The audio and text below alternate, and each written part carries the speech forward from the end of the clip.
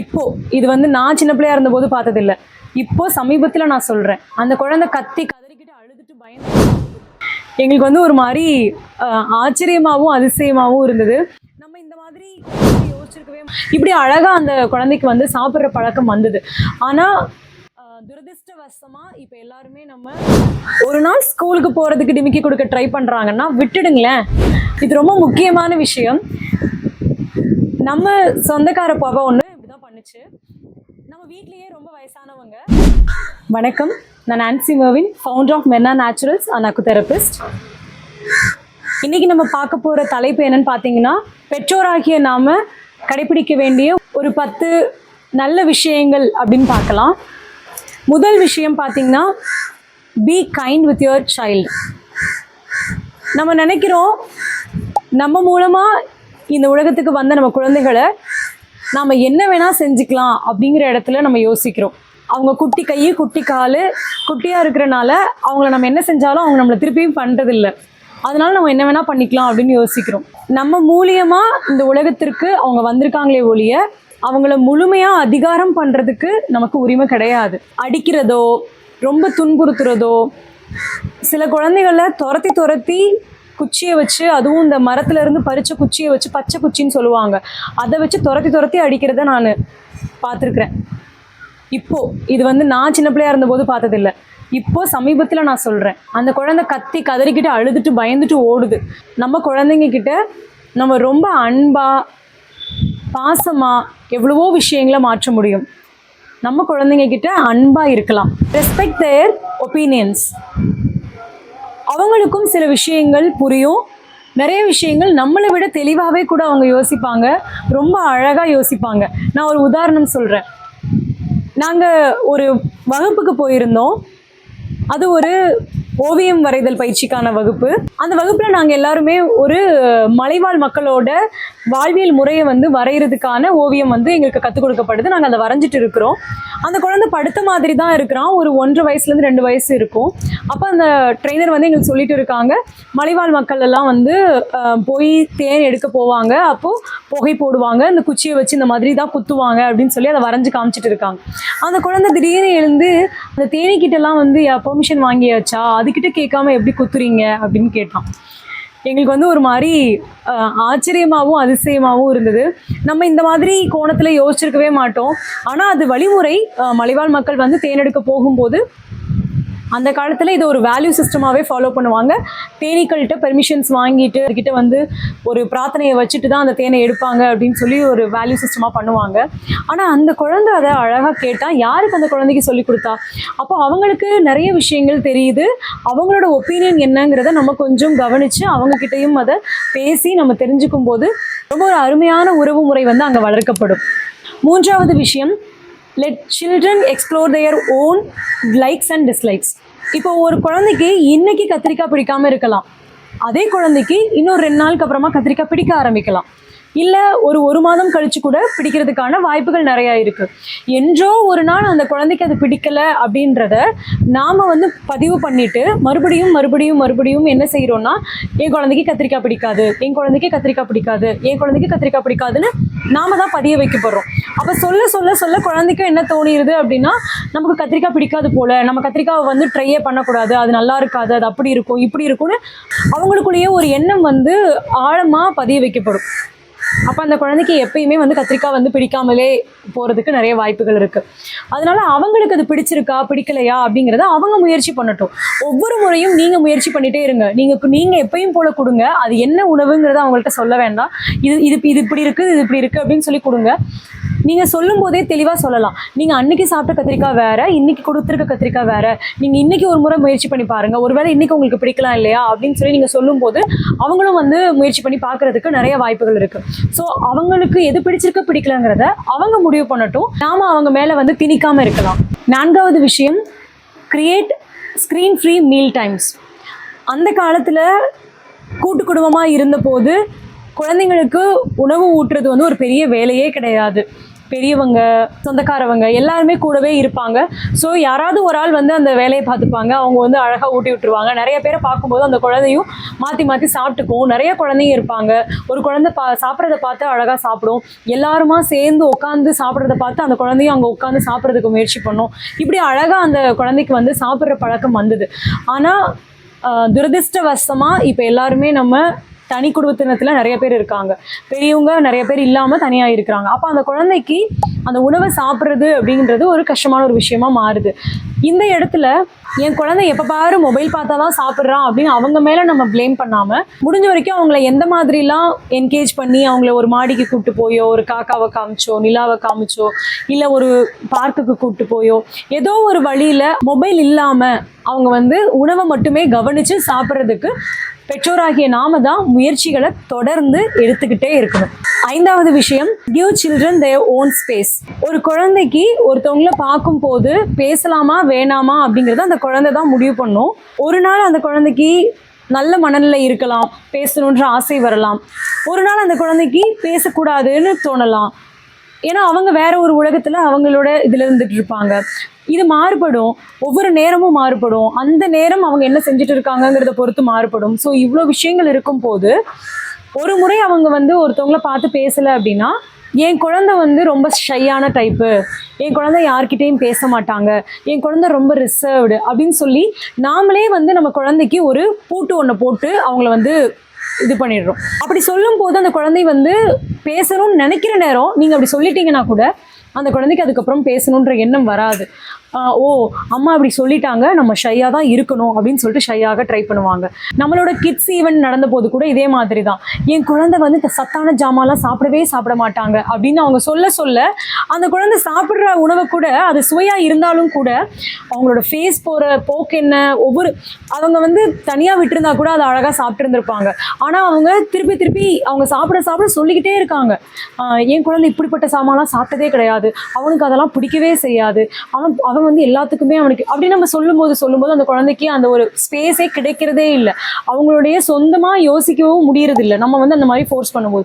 ஆக நம்ம என்ன பண்ணலாம் அப்படின்னா, இப்போ நான் வந்து இந்த அங்கிளுக்கு இல்லைனா இந்த மாமாவுக்கு நான் வந்து ஹாய் சொல்ல போகிறேன், உனக்கு ஹாய் சொல்ல விருப்பம் இருக்கா அப்படின்னு அந்த குழந்தைகிட்ட நம்ம பெர்மிஷன் கேட்கலாம். அப்போ அவங்க வந்து அவங்களுடைய இதில் முடிவு பண்ணுவாங்க, நான் ஹாய் சொல்லணும் ஹாய் சொல்ல வேண்டாம் அப்படின்னு அவங்க முடிவு பண்ணுவாங்க. அப்போது எதாக இருந்தாலும் ஓகே, ஹாய் சொல்லலையா இட்ஸ் ஓகே, இந்த டைம் நீ சொல்லலை அடுத்த தடவை சொல்லிக்கலாம், ஹாய் சொல்ல விருப்பப்படுறியா சொல்லு. ஸோ இந்த மாதிரி அவங்களுக்கு அந்த ஸ்பேஸை கொடுக்குறோம் அப்படின்னும் போது அவங்க ரொம்ப எளிமையாக அந்த இடத்த கடந்து வர முடியும். 6வது விஷயம் என்னன்னு பார்த்தீங்கன்னா, give children the freedom they need. ஒரு நாள் ஸ்கூலுக்கு போகிறதுக்கு டிமிக்கி கொடுக்க ட்ரை பண்ணுறாங்கன்னா விட்டுடுங்களேன். அவங்க ஏதாவது புது விதமான பிரச்சனைகளை கூட சொல்லுவாங்க. எங்களுக்கு வந்து வயிறு வலிக்குது, கண்ணு வலிக்குது, காது வலிக்குது, முடி வலிக்குது, ஏதாவது ஒன்று சொல்லி அன்னைக்கு அவங்களுக்கு பள்ளிக்கூடத்துக்கு போகிறதுக்கு விருப்பம் இல்லாதனால இந்த மாதிரி ஒரு விஷயத்தை வந்து அவங்க உருவாக்குறாங்க. அப்போது அவங்களுக்கு பள்ளிக்கூடத்தில் ஏதாவது சில விஷயங்கள் கூட நடந்திருக்கலாம், இல்லை அன்னைக்கு அவங்க ஒரு மாதிரி டயர்டாக இருக்கலாம், அவங்களுக்கு போகிறதுக்கு பிடிக்காமல் இருந்திருக்கலாம், அவங்களுடைய மனம் வந்து அதுக்கு விருப்பப்படாமல் இருக்கலாம், அன்னைக்கு ஏதாவது ஒரு முக்கியமான விஷயங்கள் கூட இருக்கலாம், அவங்களுக்கு அது போக பிடிக்காமல் இருக்கலாம். இந்த மாதிரி நிறைய விஷயங்கள் இருக்குது. அப்போ அவங்களுக்கான அந்த ஃப்ரீடமை நம்ம கொடுக்கும் போது அவங்க அதை அடுத்த தடவை செய்கிறதுக்கு எளிமையாயிடும். இப்போது நம்ம அவங்கள ஃபோர்ஸ் பண்ணி போக வைக்க அவங்களுக்கு அந்த பள்ளிக்கூடத்தின் மேலே ஒரு வெறுப்பே வர ஆரம்பிச்சிடும். இப்போது ஒரு சின்ன வயசில் படிச்சுட்டு இருக்கிறவங்க ஒரு நாளோ 2 நாளோ பள்ளிக்கூடத்துக்கு போகாதனால ஒன்றுமே ஆக போகிறது கிடையாது. அதை அடுத்தடுத்த இடத்துல அவங்க படிச்சுட்டு போயிட போகிறாங்க. அதனால இதை நம்ம ரொம்ப ஃபோர்ஸ் பண்ணாமல் அவங்களுக்கு எந்த இடத்துக்கு போக விருப்பப்படுறாங்க, என்ன செய்கிறாங்க அப்படின்றத நம்ம கவனித்து அவங்களுக்காக கொஞ்சம் துணை நின்று அவங்களுக்கான ஒரு சுதந்திரத்தை அவங்களுக்கு கொடுக்கலாம். 7வது விஷயம், recognise and nurture your childrens natural talent. இப்போ நிறைய பேர் இதை பண்ண ஆரம்பிச்சிருக்கிறாங்க. நம்ம என்ன படிக்கணும்னு ஆசைப்பட்டோம், நம்ம எப்படிலாம் வரணும்னு ஆசைப்பட்டோம், அந்த எல்லாத்தையுமே வந்து குழந்தைங்க மேலே திணிக்காமல் அவங்களுக்கு எதெல்லாம் பிடிச்சிருக்கு, ஒரு குழந்தை அழகாக வரையுதா, ஒரு குழந்தை அழகாக பாடுதா, ஒரு குழந்தை அழகாக நடனம் ஆடுதா, அந்த குழந்தைக்கு எது பிடிச்சிருக்கோ அந்த விஷயத்தில் நம்ம இன்னும் கவனம் செலுத்தி அவங்கள இன்னும் கொஞ்சம் அதில் வளர்க்கிறதுவும், அதுக்காக இன்னும் அதிகமான நேரத்தை செலவு செய்ய வைக்கிறதுவும், அதுக்காக நிறையா அவங்களுக்கு கற்றுக் கொடுக்குறதுவும் அந்த குழந்தைக்கு ரொம்ப ஆர்வத்தை தூண்டும். அந்த விஷயம் விஷயத்த அவங்க ரொம்ப ஆசையா செய்வாங்க. ஒரு குழந்தை விளையாடிட்டு இருக்கும்போது கடைக்கு போயிட்டு வாயேன் அப்படின்னு சொன்னோம்னு வச்சுக்கோங்களேன், அம்மா எனக்கு கால் வலிக்குது, ஐயோ அது பண்ணுது இது பண்ணுதுன்னு சொல்லிட்டு உட்காந்துப்பாங்க. ஆனா கொஞ்ச நேரம் கழிச்சு பாருங்க மறுபடியும் விளையாட ஆரம்பிப்பாங்க. அப்போ அந்த குழந்தைக்கு கடைக்கு போறது பிடிக்காத வேலையா இருந்திருக்கும், அதனால அந்த குழந்தைக்கு வந்து அப்போ கால் வலிச்சிருந்திருக்கும். ஆனா விளையாடுறது பிடிச்ச வேலையா இருக்கும், அதனால அதுக்கு காலும் வலிச்சிருக்காது, ஒன்றும் வலிச்சிருக்காது. அப்போ அதுக்கு பிடிச்ச ஒரு விஷயத்த செய்யும் போது அது ரொம்ப சந்தோஷமா செய்வாங்க. அப்ப எது அவங்களுக்கு பிடிச்சிருக்கு அப்படிங்கிறத நம்ம தான் வந்து கவனிக்க வேண்டியிருக்கு. கவனிச்சு அதை இன்னும் கொஞ்சம் வளர்க்கறதுக்கான முயற்சிகளை நம்ம தொடர்ந்து எடுத்துட்டே இருந்தோம்னா நல்லபடியா அவங்களும் வளருவாங்க. 8வது விஷயம், be a child when you are with your child. இது ரொம்ப முக்கியமான விஷயம். நம்ம சொந்தக்கார பாப்பா ஒன்று இப்படிதான் பண்ணுச்சு. நம்ம வீட்லயே ரொம்ப வயசானவங்க பாப்பாவோட விளையாண்டுட்டு இருக்காங்க. அவங்க 2 பேரும் மாத்தி மாத்தி ஏதோ வரைஞ்சிட்டு இருக்காங்க, ஏதோ எழுதிட்டு இருக்காங்க. இவங்க வரைஞ்சு கொடுக்கறத அவங்க வரைகிறாங்க, இவங்க எழுதி கொடுக்கறத அவங்க எழுதிட்டு இருக்காங்க. எல்லாம் பண்ணிட்டு இருக்கும்போது அந்த வயசானவங்க வந்து ஒன்று அழகா வரைஞ்சு கொடுத்தோன்னே இவன் என்ன தெரியுமா சொன்னா, ஏன் அழகா வரைஞ்சிட்டடி அப்படின்னு சொன்னான். அப்போ எங்களுக்குலாம் ரொம்ப ஷாக்கு. ஆனா எப்பயுமே அவ தனியா பேசும்போது அவங்கள அழகா ஆச்சி ஆச்சின்னு சொல்லி மரியாதையா தான் கூப்பிடுவா. ஆனா 2 பேரும் சேர்ந்து உட்காந்து விளையாட ஆரம்பிச்ச உடனே, அந்த படம் அழகா வந்த உடனே அவளை அறியாமலே உள்ள இருந்து அது வருது. ரொம்ப அழகா வரைஞ்சிட்டடி அப்படின்னு சொல்றான். அப்போ இந்த போடி வாடின்னு சொல்றது இல்ல போவான்னு பேசுறது அவங்க குழந்தையாவே நினைச்சுக்கிறாங்க. கூட விளையாடுற எல்லாரையுமே அவங்க குழந்தையாவே யோசிச்சிடுறாங்க. அப்போ அந்த மாதிரி இருக்கிற குழந்தைங்க நிறைய பேர் இருக்காங்க. எல்லா குழந்தைங்களையும் நான் அப்படி சொல்ல வரல, நிறைய குழந்தைங்க அந்த மாதிரி பண்றாங்க. அப்போ உடனே நம்ம என்ன பண்ணிடுறோம், நீ எப்படி பேசலாம், அவங்களை இப்படி பேசக்கூடாது, இப்படி பண்ணக்கூடாது, இப்படிதான் பேசணும் அப்படி இப்படின்னு சொல்லி அவங்கள ரொம்ப ஒரு மாதிரி பண்ணும்போது அந்த குழந்தை அந்த ஒரு உலகத்துல இருக்காங்க இல்லையா, அவங்களோட விளையாண்டுட்டு இருக்காங்கல்ல, அந்த அந்த அந்த உலகத்துல இருந்து சடனா நம்ம பிடிச்சி இழுத்துட்டு வந்துடுறோம். அப்போ உடனே அவங்க வந்து அவங்க ஏதோ ஒரு பயத்துக்கு வெளியே வருவாங்க. என்ன ஐயோ என்னாச்சு, நம்ம என்ன பண்ணோம் அப்படின்னு சொல்லி வெளியே வருவாங்க. அப்போ அதை ரசிங்க, அதை ரசிச்சு அவங்களுக்கு பொறுமையா சொல்லுங்க. அவங்க அவங்களோட பெரியவங்க இல்லையா, அவங்களை அப்படி சொல்லாதீங்க அப்படின்னு சொல்லி கொஞ்சம் அதுக்கப்புறமா சொல்லுங்க. இல்ல அவங்கள்ட்ட கேளுங்க, அவங்க கூட விளையாண்டதுனால நீங்க அந்த மாதிரி அவங்களை நினைச்சிட்டீங்களா, அவங்க ஆனாலும் பெரியவங்க தானே, அப்படி சொல்லாதீங்க அப்படின்னு சொல்லி அதுக்கப்புறமா சொல்லலாம். இதை நீங்க புரிஞ்சுக்கிட்டீங்கன்னா, குழந்தைங்களோட மொழியை புரிஞ்சுக்கிட்டோம், குழந்தைங்களோட விளையாடும் போது நாமளே குழந்தையா மாறிட்டோம்னா ரொம்ப எளிமையாகவும் இருக்கும். குழந்தை சந்தோஷமா எப்போதுமே மகிழ்ச்சியா விளையாடுவாங்க. 9வது விஷயம், give your children not only the gifts, also the encouragement. நம்ம ஒரு பொருள் கொடுக்குறோம் அப்படின்னா, நான் தான் என் குழந்தைக்கு ஒரு கிஃப்ட் கொடுத்துட்டேனே அப்படின்னு யோசிக்காம அவங்களுக்கு கொடுக்கறதோடு சேர்த்து பாராட்டையும் நிச்சயமா கொடுங்க. அவங்களுக்கு நிறைய விஷயங்களை ஒரு ஃபோர்ஸா அவங்களுக்குள்ள திணிக்காம ஒரு செட்டப் நீங்க எழுதி வச்சுட்டு அவங்கள்ட்ட வந்து இதெல்லாம் நீங்க செய்யணும், இதை நீங்க எப்பொழுதுமே செஞ்சீங்கன்னா நல்லா இருக்கும் அப்படின்னு சொல்லி கொஞ்சம் ஜென்ட்லா அவங்கள்ட்ட எப்பயுமே சொல்லிட்டே இருக்கும் போது கொஞ்சம் கொஞ்சமா அவங்க மாறுவாங்க, கொஞ்சம் கொஞ்சமா அதை கவனிப்பாங்க. அப்போ அவங்க கவனிச்சு அதை செய்யறாங்க இல்லையா, செய்யும் போது அவங்களுக்கு நம்ம ஏதாவது கிஃப்ட் பண்ணணும். இது நிறைய பேர் இப்போ கேட்குறாங்க, என்னது இது லஞ்சம் கொடுக்குற மாதிரி இருக்குது, இதை செஞ்சா அதை கொடுத்தாதான் நான் செய்வேன்ற மாதிரி நாளைக்கு மாறுவாங்க இல்லையா அப்படின்னு யோசிக்கிறாங்க. அப்படிலாம் இல்லை. நம்ம முதல்ல குழந்தைங்களுக்கு இதெல்லாம் நல்லது நல்ல விஷயத்தை செய்யும் போது அம்மாவும் மகிழ்ச்சி அடைகிறேன், அம்மா மகிழ்ச்சி அடையும் போது உன்னையும் மகிழ்ச்சியா வச்சுக்கிறேன்னு நீங்க அவங்களுக்கு காட்டுறீங்க, அவ்வளவுதான். அப்போ அவங்க ஒரு நல்ல விஷயத்த செய்யறாங்க, நீங்க ஆசைப்பட்ட ஒரு விஷயத்த செய்யறாங்க, உங்க பேச்சை கேட்கறாங்க அப்படின்னா அவங்களுக்கு பிடிச்ச ஏதாவது ஒரு விஷயத்த கொடுக்கலாம். இது வந்து ஒரு கிஃப்டா தான் இருக்கணும்னு அவசியம் இல்லை. நீங்க அவங்க கூட விளையாடுற நேரமா கூட இருக்கலாம். நீ இதை பண்ணினா அம்மா இன்னைக்கு உன் கூட இன்னைக்கு இவ்வளோ நேரம் விளையாடுவேன், இந்த கேமை நம்ம 2 பேரும் சேர்ந்து விளையாடலாம் அப்படின்னு சொல்லி நீங்க ஒருத்தர் வந்து புரிஞ்சு விளையாண்டுக்க முடியும். இது மட்டும் இல்லாம அவங்களுக்கு பிடிச்ச ஏதாவது ஒரு உணவை சமைச்சு கொடுக்கலாம். அந்த உணவை செய்யும் போது நீயும் என் கூட வா, நம்ம 2 பேரும் சேர்ந்து சமைக்கலாம்னு சொல்லலாம். குறிப்பா நம்ம குழந்தைகளுக்கு கொடுக்குற மிகச்சிறந்த பரிசு என்னன்னு பார்த்தீங்கன்னா உங்களுடைய நேரம். நீங்க உங்க குழந்தைங்களுக்காக அதிக அளவில் நேரத்தை கொடுக்கறதுக்கு முயற்சி பண்ணுங்க. அந்த நேரத்தை அவங்க என்ஜாய் பண்ணி அவங்க வாழ்ந்து அதில் சந்தோஷமா இருப்பாங்க. இந்த விஷயத்தை தவிர ஸ்க்ரீன் டைமை விட உங்களுடைய நேரம் தான் அவங்களுக்கு ரொம்ப ஒரு சிறந்த பரிசா இருக்கும்.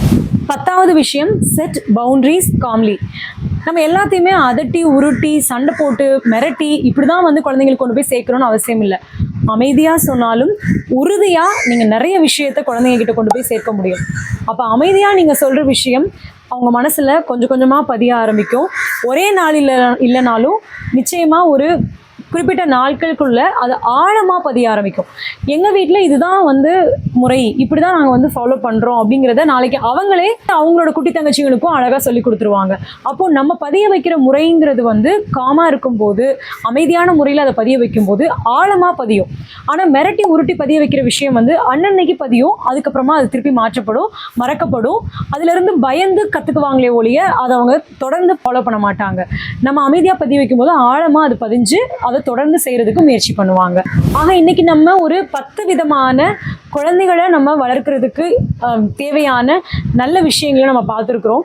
இந்த நல்ல விஷயங்கள், நல்ல செயல்முறைகள் எல்லாத்தையுமே நிறைய பேர் ஏற்கனவே வந்து கடைபிடிச்சிட்டு இருப்பீங்க.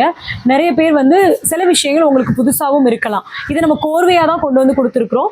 இது தேவைப்படுறவங்களுக்கு பகிர்ந்து கொடுங்க. ஒருவேளை குட்டி குழந்தைங்க பார்த்துட்டு இருந்தீங்கன்னா உங்கள் அப்பா அம்மாவுக்குலாம் வந்து இதை ஷேர் பண்ணி கொடுங்க. இதே மாதிரி நம்மளுடைய சேனலில் மனதிற்கும் உடலுக்கும் விழிப்புணர்வு தரக்கூடிய நிறைய விஷயங்கள் வந்துட்டே இருக்கு. தொடர்ந்து பேசலாம். நன்றி.